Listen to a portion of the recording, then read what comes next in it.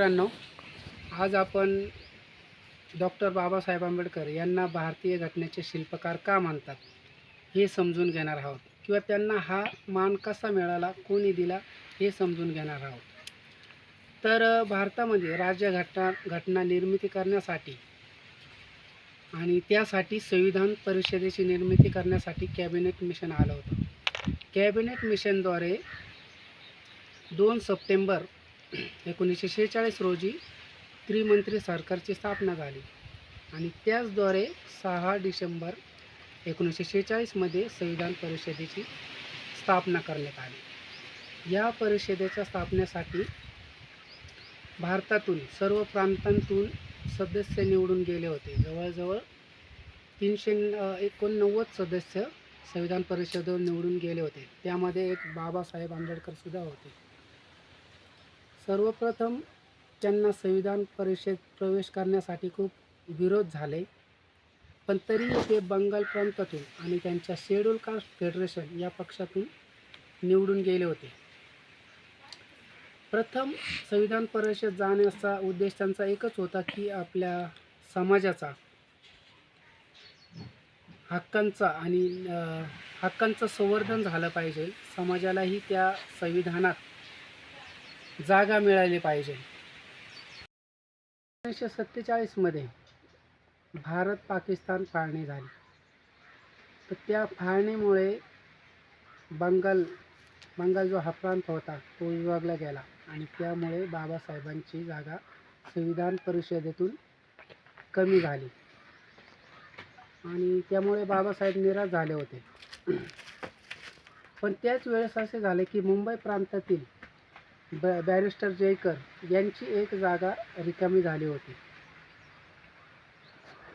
त्या जागेवर पुन्हा बाबासाहेब उभे राहिले आणि काँग्रेस सरकारने किंवा काँग्रेस सदस्यांनी बाबासाहेबांना त्या जागेवरून बिनविरोध निवडून दिले. त्यानंतर जो काँग्रेस बाबासाहेबांचा विरुद्ध होता, प्रथम संविधान परिषदेमध्ये त्यांना प्रवेश मिळण्यासाठी प्रथम काँग्रेस विरोध होता, तोच काँग्रेसनी नंतर बाबासाहेबांना त्या संविधान परिषदेवर बिनविरोध निवडून आणले. तर असं का झालं किंवा याचं कारण काय? तर बाबासाहेबांचा कायद्याविषयीचा गाढा अभ्यास आणि त्यांचे परिश्रम आणि देशभक्ती पाहून काँग्रेस सरकार, त्यामध्ये प्रमुख म्हणजे डॉक्टर राजेंद्र प्रसाद, पंडित जवाहरलाल नेहरू, सरदार वल्लभभाई पटेल आणि असे अनेक सदस्य यांना त्यांच्या कार्याचा अनुभव आलेला होता. त्यानंतर 17 डिसेंबर 1946 रोजी जेव्हा नेहरू ठरावावर बाबासाहेबांनी जे भाषण केलं होतं, त्यामध्ये राज्यघटनेच्या भवितव्याविषयी आणि देशाच्या भवितव्याविषयी त्यांनी जे मत मांडलं होतं, त्या भाषणाचा संविधान परिषदेवर खूप प्रभाव पडला होता आणि त्यातूनच त्यांना त्यांच्या कार्याची जाणीव झाली होती की असा माणूस, त्यांना हे कळून चुकलं की असा माणूस देश हिताच्या कार्यासाठी मुकला नाही पाहिजे आणि त्यामुळेच त्यांना पुन्हा एकदा संविधान परिषदेत जाण्याची संधी मिळाली. त्यानंतर 29 ऑगस्ट 1947 रोजी मसुदा समितीची स्थापना झाली आणि त्या मसुदा समितीचे अध्यक्ष डॉक्टर बाबासाहेब आंबेडकर यांना केलं. बाबासाहेब आंबेडकर यांना कल्पनाही नव्हती की काँग्रेस सरकार, ज्या सरकारच्या ते विरुद्ध असत, बाबासाहेब नेहमी काँग्रेस सरकारच्या विरुद्ध होते, त्यांना ही कल्पनाही नव्हती की मला इतकी मोठी जबाबदारी भेटेल किंवा त्या संविधान परिषदेत काहीतरी त्यांना पद भेटेल. पण तरी 29 ऑगस्ट रोजी जेव्हा मसुदा समितीची स्थापना झाली, त्या ठिकाणी बाबासाहेब आंबेडकर यांना अध्यक्ष नेमलं गेलं आणि तिथूनच मग त्यांनी आपल्या कार्याचा भार स्वतःवर घेतला. शक्यतो कोणत्याही पक्षात असं असतं की ज्या पक्षाचं सरकार असेल त्याच पक्षात शक्यतो मंत्रिमंडळ निर्माण केलं जातं, त्याच पक्षाचे वेगवेगळे सदस्य हे मंत्री बनवले जातात. पण हे उलट झालं की बाबासाहेब आंबेडकर हे शेड्यूल कास्ट फेडरेशन आणि त्यातल्या त्यात काँग्रेस विरुद्ध असताना देखील त्यांना मंत्रिमंडळात कायदेमंत्री किंवा विधिमंत्री हे पद दिलं गेलं. आणि स्वतंत्र भारताच्या मंत्रिमंडळात पंडित जवाहरलाल नेहरू हे पहिले पंतप्रधान झाले, तर बाबासाहेब हे त्याच मंत्रिमंडळात पहिले कायदेपंडित आणि विधितज्ञ झाले. या मसुदा समितीचे जवळजवळ 7 सदस्य होते बाबासाहेब मिळून. त्यामध्ये मोहम्मद सादुल्ला हे असेल किंवा T Krishnachari, N Madhavrao, Alladi Krishnaswami Ayyar, N Gopalaswami Ayyangar आणि के.एम. मुन्शी. विधान परिषदेमध्ये जवळजवळ 20 ते 22 समित्या होत्या. त्यामध्ये मसुदा समिती ही प्रमुख समिती होती, कारण घटनेचे पूर्ण कलमांची रचना करण्याचं काम आणि मसुदा तयार करण्याचं काम हे मसुदा समितीकडे होतं. तर यामध्ये 6 सदस्य होते.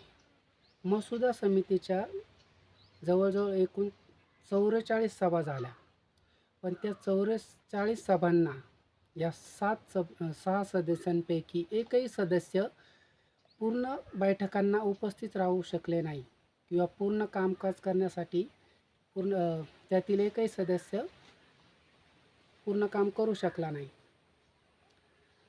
तर त्यामध्ये त्यांचे काही वैयक्तिक कारणं, काही राजकीय कारणं इत्यादी कारणांमुळे ते उपस्थिती देऊ शकले नाही किंवा मसुद्याचं काम पूर्ण करू शकले नाही. त्यामध्ये पहिले सदस्य हुसेन इमाम हे एकच सभेला हजर राहिले.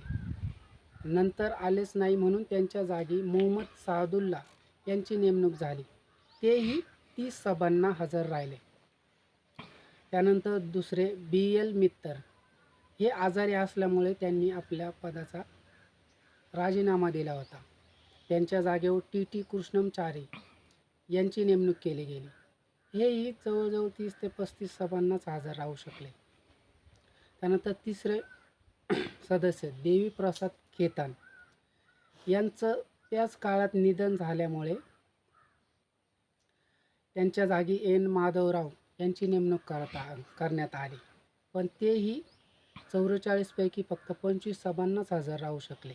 त्यानंतर चौथे सदस्य आल्हादी कृष्णस्वामी अय्यर हे 27 सभांना हजर राहिले आणि 5वे सदस्य के.एम. मुन्शी हेही 44 पैकी 26 सभांनाच हजर होते. त्यानंतर 6वे सदस्य एन गोपालस्वामी अय्यगार हे तर 17 सभांना हजर होते. ते काश्मीर प्रश्नांमध्ये गुंतल्यामुळे आणि त्यांना अमेरिकेला गेले होते. 5 नोव्हेंबर 1948 रोजी एक सदस्य टी कृष्णमचारी यांनी जे भाषण केले होते संविधान परिषदेमध्ये, त्यांनी त्या मसुदा समितीची जी वास्तविक परिस्थिती होती, ते कामकाज कसं चाललं याबद्दल सविस्तर माहिती सांगितली होती.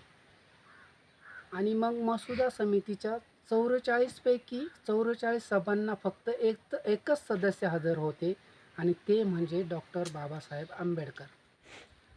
मसुदा समितीचे अध्यक्ष त्यांना बनवले. त्या अध्यक्षपदाची त्यांनी इतकी मोठी जबाबदारी घेतली आणि ते कामकाज इतक्या परिश्रमाने पार पाडले की त्यांनी त्यांच्या तब्येतीची देखील काळजी केली नव्हती.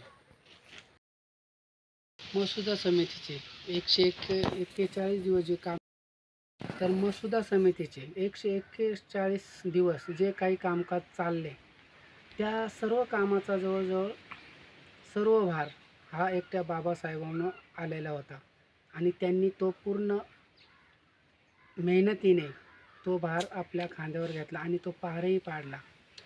त्यामध्ये मग संविधान परिषदेला वेळोवेळी कामकाजाचा रिपोर्ट देणे, संविधान परिषदेने सुचवलेल्या सूचना, दुरुस्त्या यांचा विचार करणे किंवा यावर उत्तर देणे, संविधान सभेने दिलेले वेगवेगळे कलम त्यांची पुन्हा मांडणी करणे, या सर्व गोष्टींची रचना आणि सर्व गोष्टींचं नियोजन त्यांनी एकट्यानेच केलं होतं. आणि हे पूर्णपणे त्यांनी स्वतः जबाबदारी सांभाळली होती. डॉक्टर बाबासाहेब करांची हीच कार्यक्षमता, परिश्रम आणि मेहनत, लगन आणि त्याचबरोबर त्यांची ही देशभक्ती पाहूनच संविधान परिषद ही भारावून गेली होती आणि त्यामुळे त्यांचं मसुदा समितीमध्येच नाही तर पूर्ण संविधान परिषदेमध्ये त्यांचं कार्य हे महत्त्वपूर्ण होतं आणि हे सर्वांनी पाहिलं होतं, कबूल केलं होतं. आणि त्यामुळेच राज्यघटनेचे प्रमुख रचनाकार म्हणून हा मान संविधान परिषदेनेच त्यांना दिला होता आणि म्हणून त्यांनाच राज्यघटनेचे प्रमुख शिल्पकार हे मानले जाते. परंतु हे श्रेय डॉक्टर बाबासाहेब आंबेडकरांनी हे पूर्ण आपल्याकडं न घेता मसुदा समितीतील इतर सदस्यांनाही दिलेले आहे किंवा संविधान परिषदेतील काही सदस्य त्यांनासुद्धा दिलेलं आहे. मात्र घटना परिषदेने काही सदस्यांना दिले, त्यामध्ये सर B.N. राव, आता त्या श्रेयांमध्ये बाबासाहेबांनी सर B.N. राव आणि S.N. मुखर्जी हे मुख्य होते, यांचे नावं देखील घेतले. सोबतच हे श्रेय त्यांनी काँग्रेस पक्षाला किंवा काँग्रेस सरकारला सुद्धा दिलेलं आहे. बाबासाहेब त्या शेवटच्या भाषणामध्ये सांगतात की घटना समितीत जाताना माझा उद्देश एकच होता केवळ की आपल्या समाजाचे किंवा माझ्या दलित समाजाचे, अस्पृश्य समाजाचेही या घटनेमध्ये काहीतरी स्थान निर्माण करणे किंवा त्यांच्या हक्कांचे संवर्धन करणे हा प्रमुख उद्देश होता. पण त्यांच्या शिरावर जेव्हा एवढी जबाबदारी आली तर ते सांगतात की ते सुद्धा ती जबाबदारी पाहून भारावून गेले आणि मग त्यांनी फक्त एकच विचार न करता पूर्ण देशाचा विचार करून ह्या घटनेवर काम केलं होतं आणि त्यांनी आपल्या पूर्ण कायद्याची पूर्ण विद्वत्ता पणाला लावून हे कार्य केलं होतं. आणि याच त्यांच्या कार्यामुळे त्यांना संविधान परिषदेने भारतीय घटनेच्या शिल्पकाराचा मान दिलेला होता. आणि म्हणूनच तेव्हापासूनच आज आपण सर्व भारतीय राज्यघटनेचे किंवा संविधानाचे शिल्पकार म्हणून डॉक्टर बाबासाहेब आंबेडकर यांना ओळखतो. जय भीम, जय भारत, जय संविधान.